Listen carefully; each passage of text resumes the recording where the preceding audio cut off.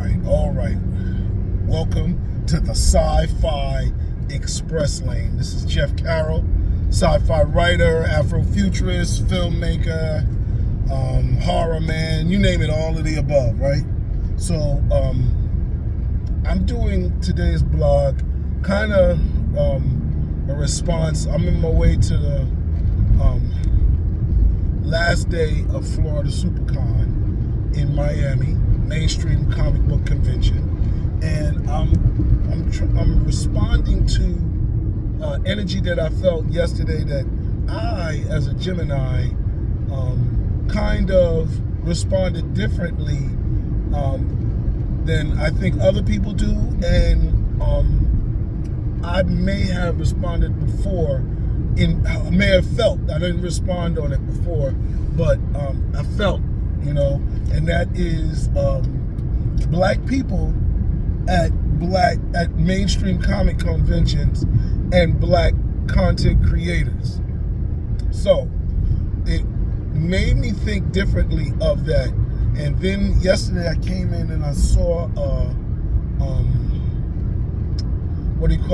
meme by my man Andre Roberts, which kind of poked fun at the black people who do these type of things. So you've seen the meme. It's a lady walking by saying, she's woke.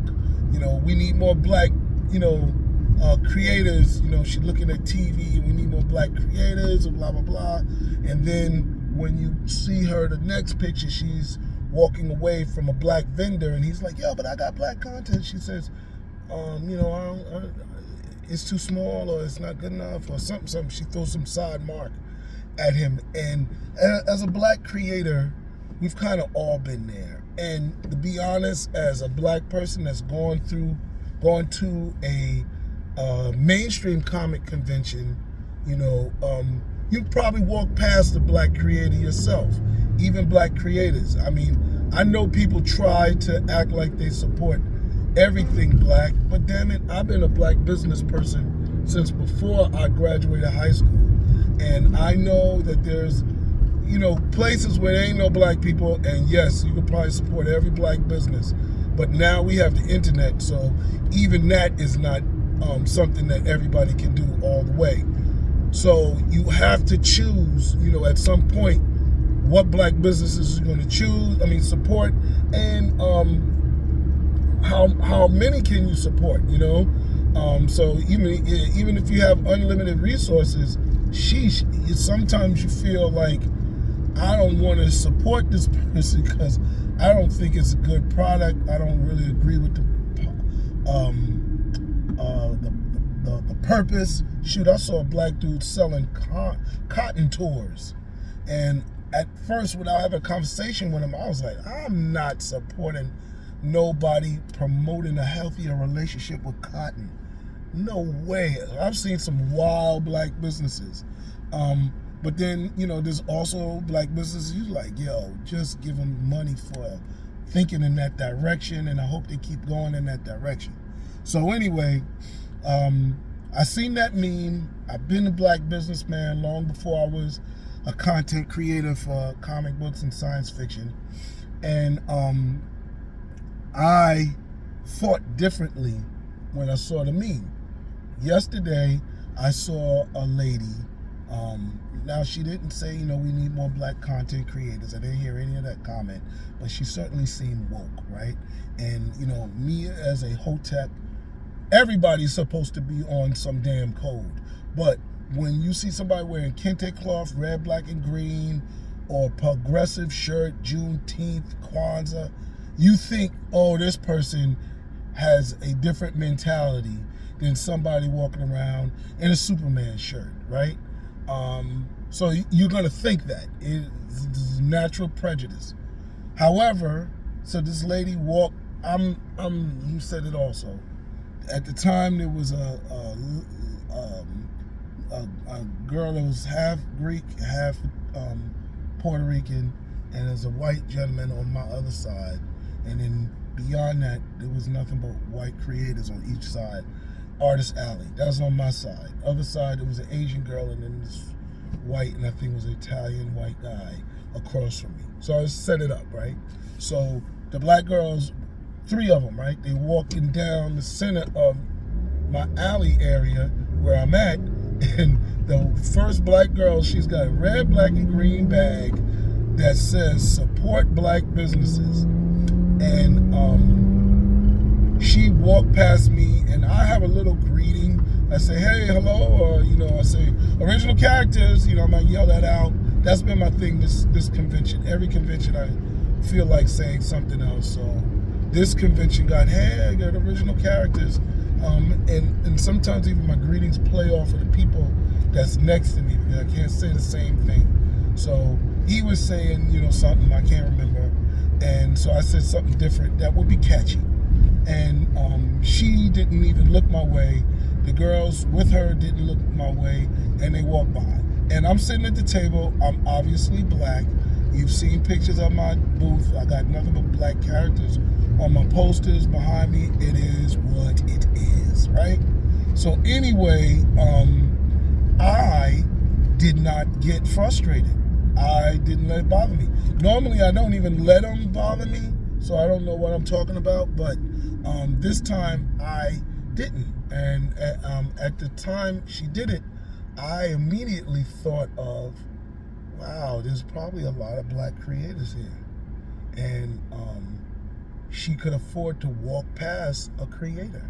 And it wasn't a big deal. Mind you, we get a lot of attention because we're black creators, and there aren't a lot of black creators. So I'll get those people to come, wow, thank you, oh my God, I'm happy there's somebody here. I applaud you for what you're doing. Keep it up, my brother. So we get those too, right?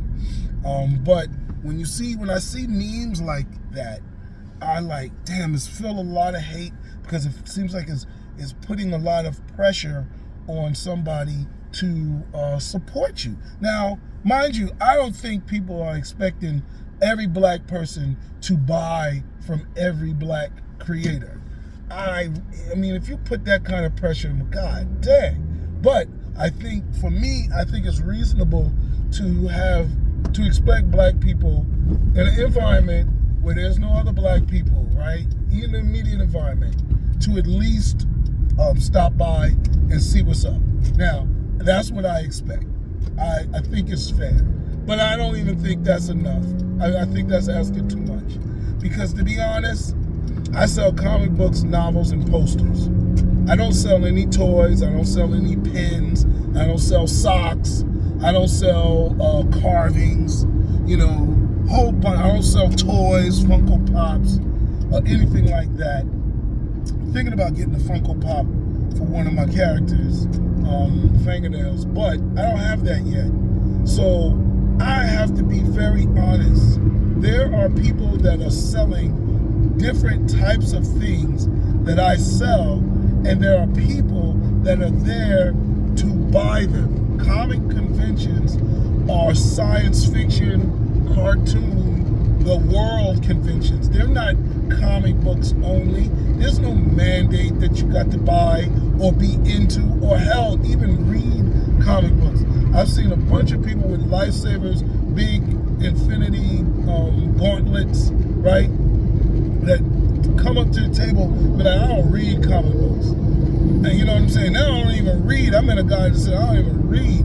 So I can't hate at him because he did pay, what, $25, $60 to come to the convention, and he did buy something. So for some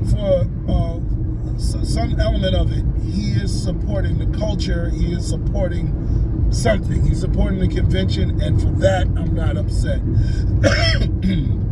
He could be somebody from somewhere else in life that's just not doing anything that weekend, and they don't even want to come to the convention. So he's better than those people, or she's better than those people. So I don't get upset. And then I also think, well, damn, black works 2 ways. I had 2 white people next to me, right? And they're selling their stuff. The white guy, he's a comic book creator. He does Kickstarters like me, right? But he does very adult. He got nudity. He got booby posters and stuff like that. He's slamming, and those guys really do well. Sometimes they do Indiegogo, and they do well, right? When I say well, they like, I only made $15,000 on this Kickstarter, whereas I'm like, I made 2,000, yes, you know. So for them, yeah. However, I'll have people come to my table like I did the first day. Hey man, brother, I'm really happy that you're here. You know, let me hear about your comics. And then they walk back and they take a copy of every comic book that I have on the table. So I have about 7 or 8 coming up, comic books. I only had 5. 1 is not printed yet, and 2 are out of print. I have to print some more. And I had the brothers come up and buy like all 5 comics. And if I'm going to get upset, so I feel like this, right? I actually call those the Marcus Haynes, right? I think it's Marcus Haynes. Marcus Roberts. Damn, I'm forgetting my brother's name. Marcus Roberts, right? From Orlando, Kissimmee area, Florida. And he is a black vendor that's a very aggressive salesperson at conventions, right? And he will, you know, all his comics are multicultural. He's got white creators, he's got black creators, but he's a black guy.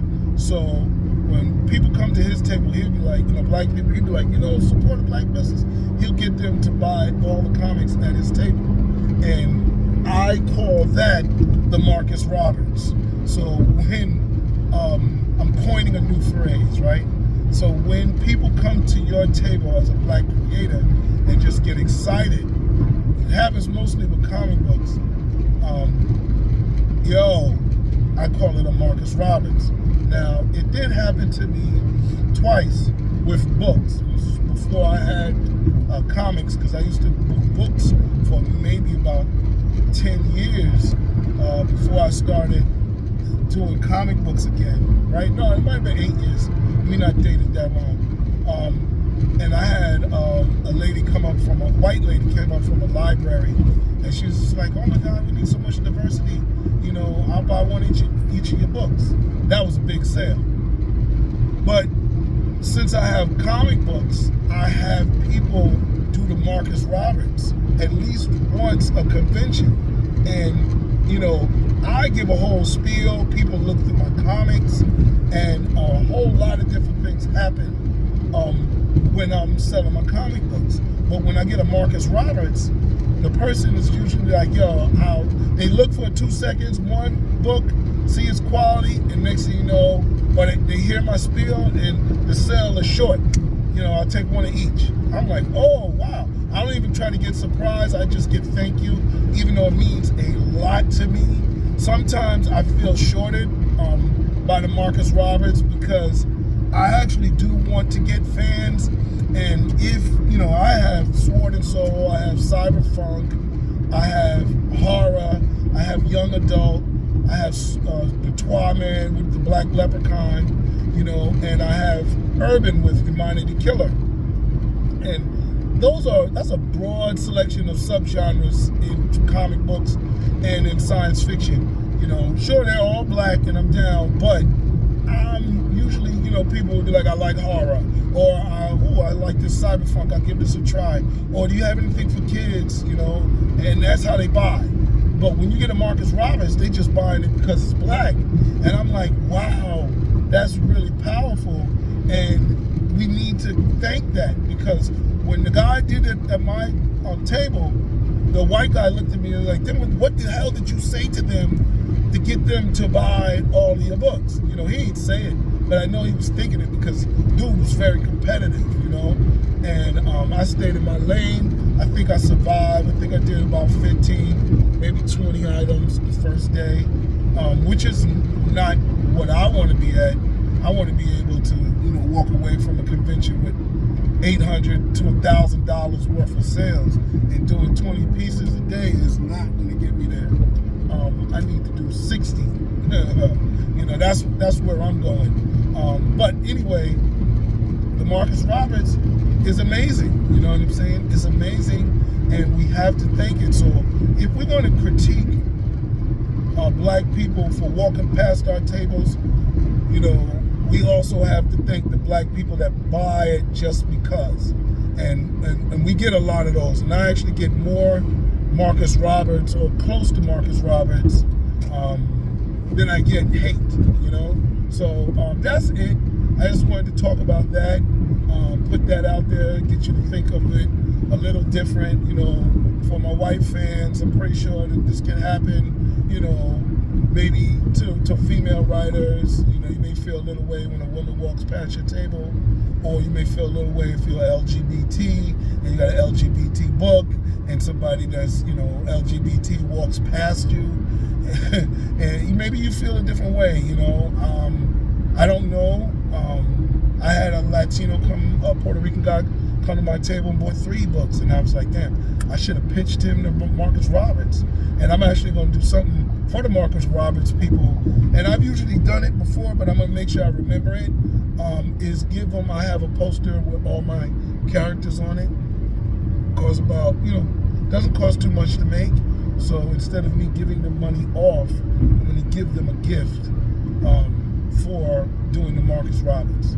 All right, I'll talk to you later. Thank you very much, and enjoy your day.